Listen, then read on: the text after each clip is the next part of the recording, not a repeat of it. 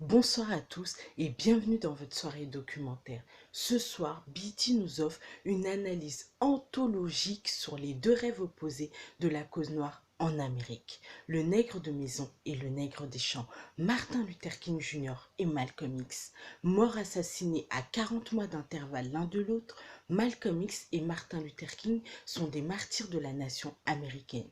Pourtant, dans la lutte pour l'obtention des droits civiques des Américains noirs, beaucoup dissocient ces deux noms, ces deux hommes et leur combat.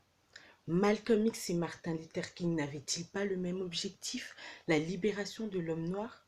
Il n'en reste pas moins que ces deux activistes se sont affrontés sur le plan politique et ont déployé des stratégies très différentes pour atteindre leur objectif d'amélioration des conditions de vie de la communauté noire en Amérique.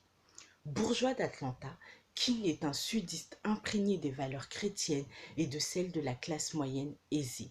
A contrario, suite à une enfance difficile, livré à lui-même, X devient un délinquant qui fait de la prison. Inspiré de Gandhi, Martin Luther King milite par des actions non violentes et des négociations avec le gouvernement. Aux antipodes de la non-violence, Malcolm X prône le nationalisme noir, fierté de couleur, de culture et d'héritage africain. Pour lui, le combat doit se mener à l'échelle mondiale. Les lignes sont tracées, le fossé entre les deux hommes est creusé.